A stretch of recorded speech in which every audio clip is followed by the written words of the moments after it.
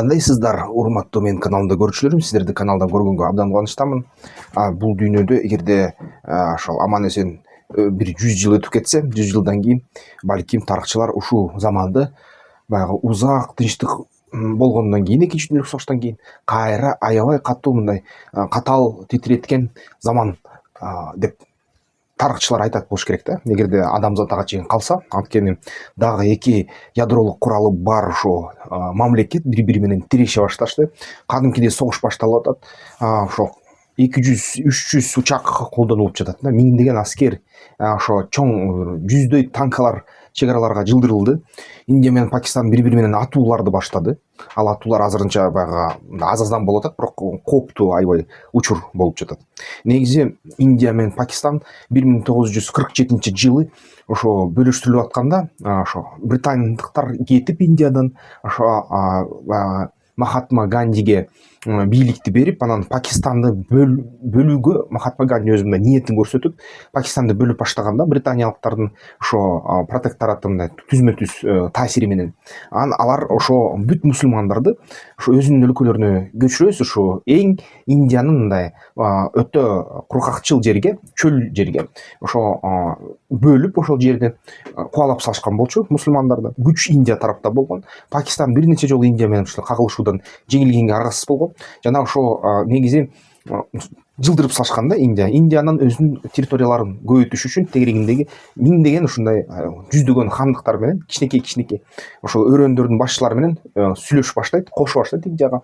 Кээ бирлери болсо ошо мусулмандар жашаган ошо Жамму Кашмир сыяктуу бөлүкчөлөрдө жок, ошо жаңы бөлүнүп кеткен Пакистанга карайбыз деп ушундай туруп алышат бир кездерде. Анан бир кездерде алардын хандары жок, биз Индияга карайбыз деп ушундай эки ар башка саясатты алып барып, ушинтип Индия менен Пакистан бул мамлекет бизге таандык деп туруп, ошо Жамму Кашмирди бири-бирине ошо коштурганга, бири-биринен жулуп алганга аракет кылышат да. 1947 жылы ошондо кээ бир Индияга баш ийбей койгон өлкөлөргө аскердик күч колдонулат.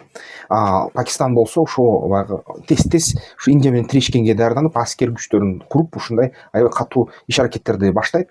Жана ошо 47 жылдан баштап Жамму Кашмирдин бир алгачкы кагылышуулар башталат да Индия менен Пакистан ортосунда.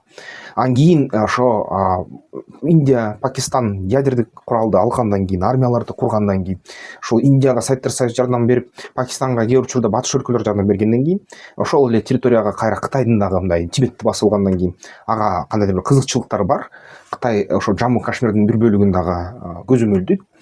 Ошол жерден анан бир нече жолу ушундай кагылышуулар болот да. Кээ бир учурларда согушка чейин айланып кетет.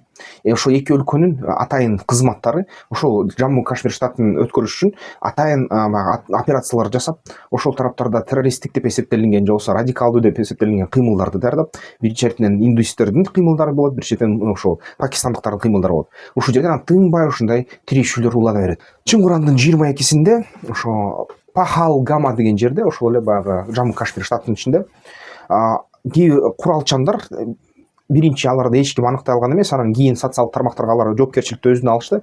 Булар деген каршылыш козголоңчулардын фронту деп аталат, же козголоңчулар фронту деп аталат. Ошо туристтерди кармап алышты дагы. Эки топко бөлүштү. Бирөөсүн мусулмандар кимиңер тургула бир жакка, ошо индуисттер кимиңер тургула экинчи жакка деп. Индуисттер турган жакта алар атып салышты. Тез эле нарада баарын өлтүрүп. Ошондо ошо так индуисттердин 26 кишисин өлтүрүштү. Өлтүргөндөн кийин ошо кээ бир учурда унчуккан жок, бирок кайра өзүнүн социалдык тармактарда ошо биз кылдык деп жоопкерчиликти мойнуна алышты. Ошондо Индиянын кайра расмий мамлекеттик ошо өкүлчүлүктөрү айтып чыкты. Бул деген уюм Пакистандын атайын күчтөр менен байланыштуу. Булар деген мамлекеттик күч деп ушундай айып кылышты дагы. Анан бирок Индия эч кандай мындай далилдерди мындай текшертүүчү берген жок. Пакистан болсо ага каршы чыкты. Пакистан айтты, жок, биздин мамлекет ага тиешеси жок. Эч кандай ушул Индиянын мынтип айтууга негизи жок деп айтты да. Ошондо Индия тез эле ошо Пакистандык дипломаттарды өлкөсүнөн чыгарып ийди. Ошентип Пакистандан дагы өзүнүн дипломаттарын ошол мекенге кайткыла деди, тез деп. Анан ошол жердеги Жамму Кашмир жана Пакистан ортосундагы Вагах деген ушундай КПП өтмөктү алар жаап салышты, бүт ошо виза берилген визаларды аннулировать этишти да. Мисалы Пакистан менен Индия ортосунда визалык режим бар.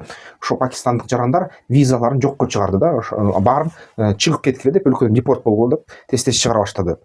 Пакистан так ошондой нерсени Индияга карата жасады. Ал да визаларды жок кылды. Ал да ошол КППларды өз тарабынан жапты. Жана ошол индиялык учактарга учканга уруксатты бербей койду. Пакистан үстүнөн учканга болбойт деп тыянак жарыялады. Жана ошол соода логистикалык фураларды токтотуп ийди да, буруп ийди, кайрып ийди. Ошол Индия менен эч кандай соода болбойт деген ушундай нерселер жасады. Чыңгурандын 24-ндө ошо Индия 1960 жылы Пакистан менен Индиянын ортосундагы жетилишкен келишимди бузду. Ал келишим боюнча сууну эч качан ушундай токтотпош керек болчу. Суу менен Инд суусу ошо Пакистанга кирет. Пакистан өзү чөл, Индиядан чыккан суу Пакистанга ошо сугат берет да. Индиялык суусуз Пакистан кургап аябай чоң жапа чегет да, ошо айыл чарбачылыгы. Анан ошол шлюздарды жап, 4 шлюздү жап, Пакистанга Индтин кетип аткан суу, Инд суусунун кетип аткан сууларын тороп салды, жаап салды жана башка нукка буруп салды. Бул деген Пакистанга аябай катуу сокку болду. Пакистандын расмий өкүлчүлүктөр айтты, бул бизге кадимкидей согуш жаралагандай болдуңар деп. Эми шашпагыла деп. Ошол эле 24-чү Чыңкырандын айынын күндөрү ошо Кашмирде атышуулар болду. Индия жана Пакистан эки тарап тең атышты, автоматтар менен атышты, минометту колдонду дейт. Бирок кызыктуу, эки жактан тең эч ким өлгөн жок дейт. Чоң мындай өлүмгө учураган жок, жарадарлар болду дейт. Бирок жарадарлар дагы аябай жеңил жаракат алды дейт. Анан эки өлкө тең ядердик малкө болуп алып, бири-бирине ошо 25-чи Чыңкырандын айынын 25-чи күнү, ошо 25-чи жылы ядердик соккуларды берүүгө даярбыз деп айтты да.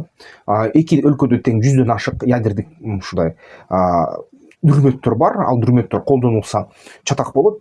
Тегеректеги жанагы бүт калктарга чоң таасир кылат да. Индияда 1,5 миллиард киши бар болсо, Пакистанда 200дөн ашып кетти, 200 миллиондон.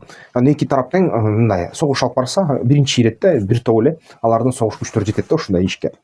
Анан эксперттер айтып атат, серепчилер, эки өлкө тең ядердик согуш жасабайт окшойт, же жалпы чоң масштабтагы согуш жасабайт окшойт. Анткени ядердик паритет бар дейт. Паритет бул теңдик да. Экөө тең бири-бирине сокку кылса, эки өлкө тең жок болот. Бирок ошол серепчилердин баары айтып атат, ушундай локалдуу түрдө миңдеген, 100 миңдеген аскерлер өлүшү мүмкүн дейт, кагылышы мүмкүн дейт. Анан албетте, мисалы үчүн, биринчи согуш ошол Индия Пакистан ортосунда 1947-жылы болгон. Биринчи дүнөлүк согуш бүтөөрү менен жана Индиядан Британия кетери менен. Анан 2019-жылы болгон, Пулвамада теракт болгондон кийин. Анан ошо уламдан улам кээ бир учурларда ушундай авиа соккулар жана дипломатикалык кандайдыр ушундай карама каршылыктар менен ушу коштолуп келген. Бирок азырынча чоң мындай андан кийин согуш боло элек да, кагылышы боло элек. Азыр ошо Чыңгуран 26-чы күнү бүгүн ошо маалымат боюнча эки тарап тең бири-бирине кээде ошо карата ок атып атышат, бирок октор так тийбей атат, өлтүрбөй атат кишилерди. Биринчиден, экинчиден авиа соккулар да болуп кетип атат. Мындай Индия өкмөтү террористтер жашынган жер деп аткан жерлерге. Ошол жерге катуу сокку болду, анан террористтерди өлтүрдүк деп Индия жарыялады. Пакистан тарабы эчтеке дей элек, Жамму Кашмир тарабы эчтеке дей элек да. Анан ушундай кандайдыр бир Пакистан айтып атат, биз эгерде Индия кандай соксо, биз ошого симметрикалык түрдө, ошо тең салмактуу түрдө жооп беребиз деп айтып атышат да. Бирок чоң ошо согушка даярдык жок дейт. Аскер күчтөр ары бери жылып атат дейт, бирок мындай баягы Жанчевичидей баягы Орусия Украинага кирип келген эч кандай мындай айш аракеттер жок дейт да. Анан албетте бүгүнкү күнү чыңалуу бар, чыңалуу чоң, бирок ушундай согуш ачылып кетсе өтө жаман болот. Башка өлкөлөргө караганда ошо эгерде ошо согуш ачса, бул жалпы региондорду стабилизациясын бузат. Эгерде ядердик курал колдонулса, бул деген ошол экинчи дүйнөлүк согуштан кийинки алгачкы экинчи чоң курал колдонуу деп эсептелип калат да. Ошо же биринчи деп, ошол эгерде Япония Хиросима Нагасакини эсепке албаса. Ушундай болуп атат. Анан албетте бул нерсе мындай өтө начар. Бул жерден дагы мен деген ошо эл аралык тынчтыкты жана биздин өлкөдө бузбайын. Бирок мисалы үчүн Пакистандыктардын дагы ошо террористтик активдүүлүгү Индияда бир нече аябай көп мечиттер бульдозер менен кадимкидей бузулуп кетти дейт да. Ошо индиялык азыркы премьер-министри Нарендра Моди ушул улутчул жана ошо индуизмди таратабыз дейт. Анан мусулманчылыкта чоң коркунуч көрөт да. Ал эми ошо пакистандыктар болсо тескерисинче ошо бүт мусулмандык өлкөлөр менен жана ошол Афганистан менен байланыштарды бекемдеп, кээ бир учурда алар да кагылышып атат. Ошол эгер өлкөлөр менен Афганистан менен деле кагылышуу болгон жакында ядердик баягы курал жасаган окуучуларды Афганистандын атайын күчтөрү Талибандын алып кеткенге жетишкен деп айтылып жатат, бирок ал андан ары ошол тынчтык менен бүттү дейт ушул иш. Бирок кантсе да ушул Пакистан деле мисалы үчүн бир кездерде Америка Коңшу Штаттарына аябай жакын ушундай досу болуп, аябай жакын кандай десем тарапташы болуп көп жардам алган, технология алган жана Пакистан деле мисалы үчүн Индияга өтө эле катуу мындай соккуларды бере алат, эмгичекти бере элек, бирок бере алат да. Анан дагы көптөр айтып атат, ошо Индияны жакында Америка Коңшу Штаттарынын вице-президенти Джей Ди Венс ошол келип кетти дейт, дагы ушул ошо 2-3 күн мурда. Анан бул конфликт, бул кризис дал ушул убакта болуп кеткендиги ошол кээ бирлер айтып атат, мында байланыш бар болуп окшойт депчи, кандайдыр бир Индияны колдошкон окшойт. Эгерде Пакистанга каршы чыксаңар, биз силерди колдойбуз, биз силерге жардам беребиз деген окшойт дейт да, ошо Америка Коңшу Штаттары. Анан так азыр бетте спекуляциялар көп, ошо дезинформация көп, бирок так маалымат азыр жок да ал боюнча. Ошол себептен бүгүнкү күнү ушул негизи Кытайдан бүт ишканалар Индияга качты, Индияга көчүрүлдү. Анан бүгүнкү күнү ошол аскердик тараптан Индияда аябай чоң прогресс болуп жатат. Ошон үчүн Индия бул дүйнөдөгү эң чоң калкы боюнча эң чоң мамлекет деп эсептелинет бүгүнкү күнү 1,5 миллиард киши. Ошо балким кандайдыр бир өзүнүн маселелерин ушундай жол менен чечкен жаткандыр да. Эми аны биз билбейбиз. Бул деген таза геосаясат. Бул ар бир сөздөр албетте тастыкталган, ошо мен булактар астына коштулат. Ошон үчүн негизи ушуну текшерип алсаңар болот, текшергенге жакшы болот. Жана ошо түшүнүшүбүз керек, тынчтык өтө мындай дыкат нерсе, өтө назик нерсе, аны сактап туруш керек да. Аны ошо Индия менен Пакистанда аны түшүнүп, ошону токтотот деп ойлойм да. Эгерде тынчтык болуп соода болсо, биз алар менен бизнес жасасак, укмуштуудай байымакпыз биз, бирок аларга чоң көлөмдө кымбат товарды сата албайсың азыр. Аз көлөмдө эле сата аласың. Эми жалпы калкы баягы жашоо деңгээли азыраак. Ошон үчүн аларга товар сатайын десең, массалык арзан товарларды сатыш керек болот да. Бирок өзүлөрү да өндүрөт андай товарларды. Ушундай комментарийлерге эмне деп жазасыздар? Кандай ойлойсуздар? Тынчтык болобу же бул эки өлкө бири-биринин ичине баягы кемирип токтоп калабы же дагы бир чоң ядердик согушка жакын мындай кагылышуу болуп кетеби? Ушул кризистерди бизге өтө мындай кереги жок эле. Балдарды кандай дүйнөдө өстүрөбүз? Ошо тынчтык эле керек эле бизге. Тынчтык эле болсун да. Тынчтыкты тилейбиз. Ошол эл аралык жана улуттар аралык биримдикти тилейбиз. Диндердин ортосунда дагы ушундай кандайдыр бир тынчтык болсун. Эмки видеолордон көрүшкөнчө. Аскер тактикалык федерация уюштурган, көп учурунда ошонун мүчөлөрү уюштурган жеке ошо эс алыш күндөрү болуп өткөн оюндар бар. Ошол оюндарга катышкыла. Анткени ушул оюндар ар бир базар күн болот. Ар бир базар күнү албетте бул жерден жакшы бир тажрыйба алса болот оюнду. Анан кийин дагы аябай жакшы өзүңөргө ишене алсаңар, чоң оюндарга катышсаңар аябай жакшы болот да.